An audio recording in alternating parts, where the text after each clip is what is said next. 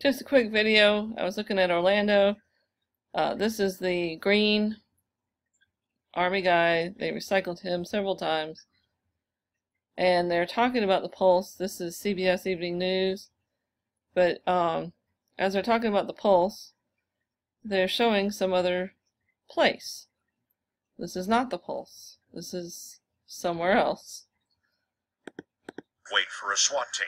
Because of that exchange of gunfire, that forced the suspect to stop shooting and retreat backwards into the bathroom where he held some people hostage. Forcing Mateen to retreat gave countless people a chance to escape. Mateen had three moved in aggressively. Orlando police are trained to attack active shooters immediately rather than wait for a SWAT team. Because of that exchange of gunfire, that forced the suspect to stop. So was that the Southern Knights? Because it looked like he had the dog. These guys, I think this was in front of the pulse here. Let me turn that down. And then this is the corner here. This is where Dr. Pavlik was.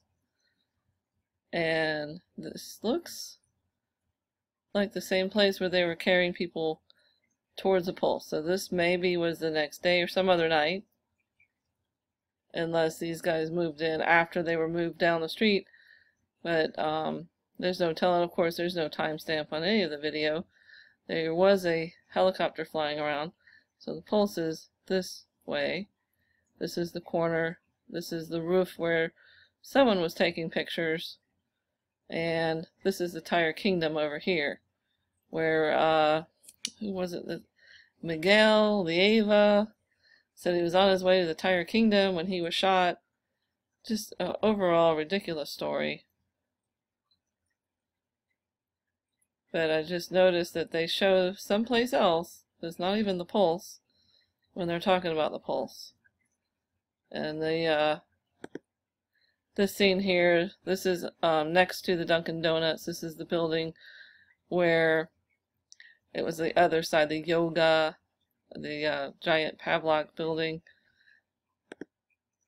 Just more nonsense, utter nonsense. Just wanted to make a quick video before I lose it. I was looking for something else. So I'll look again and see if this is Southern Knights or some other place.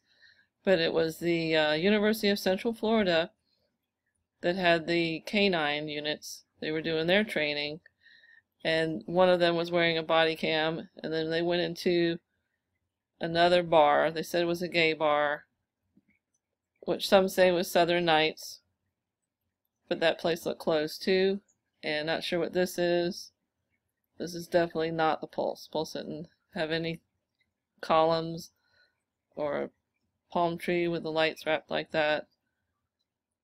So, and then that one guy, he was like in every scene that they had an army guy, it was the same guy walking through over and over again. When they were putting that guy on the pickup truck, they had a black rag, and now they have a white rag. I think that's part of the training, so they can identify via color, you know, how injured somebody is. And this is the little group that looked like they were perfectly fine, just jumping up in that pickup truck. The SWAT team was prepared. And this guy again, same guy. Remember the supposed shootout was over here at the car tinting place. This is the same guy going through, being recycled over and over again. Preparing to enter the same breach to assault the gunman, but before they had a chance, Mateen left his hostages and came out of the breach shooting. There are bullet holes all over the wall where the police cut Mateen down. He's carrying this like black kind of towel or rag, and this guy's the one that didn't make it. And this girl, or the person who says this was her, did an interview. Her eyes look puffy, like, you know, they got some weed in there. This again, this is the MRI place, which was the same building as the Pavlik, or Dr. Pavlov's dog. And then there's a little alleyway here, and the Dunkin' Donuts was right there. Forcing Mateen to retreat gave countless people a chance to escape. Mateen had about 4 or 5 hostages in the restroom, but others were hiding in the club. 15 in a different restroom. Okay. And this is the gate. See how the gate is latched open? You can see that it's open. There was no privacy fence being knocked down. I mean, you can see people walking around in here. This is the famous patio where supposedly Mateen was shooting. I'll leave the link so you can watch it for yourself. But I hadn't seen this actual footage. Now, Stephen Fernandez, I couldn't find anything on this photographer. The only thing I could find was a YouTube video where he was a stringer filming Orlando police shootout. That's the only thing I could find on this guy. There's another Stephen Fernandez who's like a kid who is all over the place, but this one, the photographer, I couldn't find anything on him. Officers outside the building. And you see these people walking around, those officers inside. I guess these are the guys with the body cam. I'm not sure, but this is the front, what I would call the front of the patio. This is the patio gate that they talked about in all those interviews, and these guys are doing a training. They removed an air conditioning unit. And I never saw any evidence of an air conditioning unit being moved. That was in the FBI report. You know, if you could find it, please leave a link. And several trapped victims crawled through the hole. The gunman called 911, pledged allegiance to ISIS, then spoke in a foreign language. The other odd thing is they don't say allegedly, or police say. And I've noticed that a lot with these stories that are drills. They know there's not going to be a repercussion. They know they're not going to get sued. You know, if this was a real situation where the police shot this guy, this alleged Omar Mateen, his family could turn around and sue and say, you guys didn't prove anything. You know, you made us look bad. You slandered us. And they could actually do a lawsuit. So this looks like the girl from the pickup truck. Let me see if they do these really quick edits. Yeah, that's her. And I think this is on the opposite side. Let me see if I could play this. And yeah, this is across the street from Dr. Pavlov's place. I'll play a little up, yeah. Because here's the MRI place, this is the yoga place, and then that way is the club. So these cop cars were all piled up here, and you didn't see those big trucks. I guess they're law enforcement mobile command units. You don't see those in the shot. And then he tells his little story.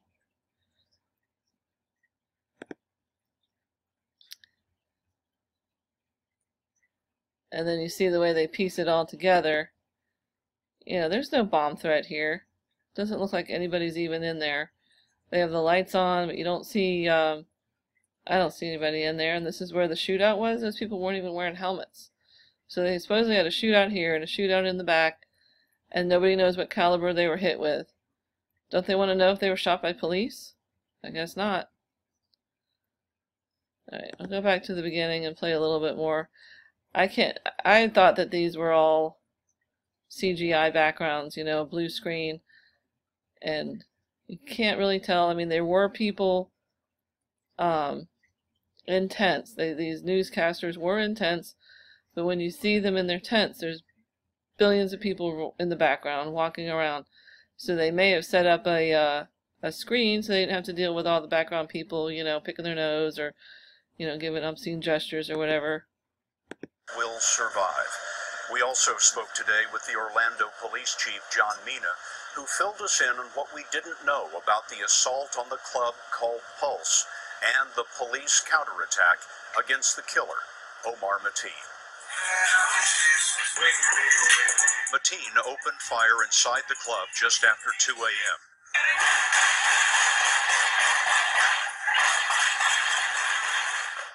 A uniformed off-duty officer working as a bouncer returned fire and called for backup. 2 officers arrived and all 3 moved in aggressively. Orlando police are trained to attack active shooters immediately rather than wait for a SWAT team. Because of that exchange of gunfire, that forced the suspect to stop shooting and retreat backwards into the bathroom where he held some people hostage. Forcing Mateen to retreat gave countless people a chance to escape. Mateen had about 4 or 5 hostages in the restroom, but others were hiding in the club, 15 in a different restroom. Officers outside the building removed an air conditioning unit and several trapped victims crawled through the hole. The gunman called 911, pledged allegiance to ISIS, then spoke in a foreign language the police could not identify. And what the heck is this? People skateboarding at 2 in the morning? They should have said Omar Mateen allegedly called, or according to witnesses.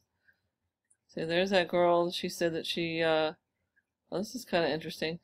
There was something kind of odd. This just reminded me, the Orlando is like Orlando, and it's part of this mythology with Adam and Eve. Is the Dallas shooting in the background. One of the witnesses was talking in front of a sign, and the parts of the word were kind of blacked out except for the word Eve.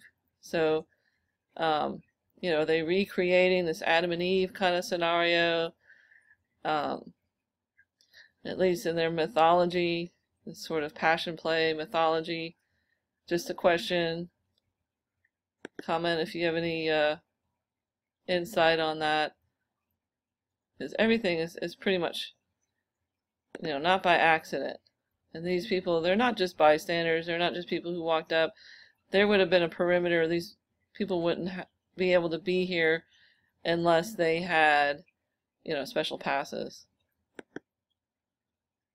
Because later they turned this into a national secured special event, which means that only certain people had access to the information.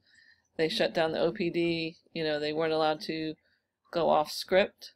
And, you know, but they let the witnesses have carte blanche. Witnesses can say whatever they wanted.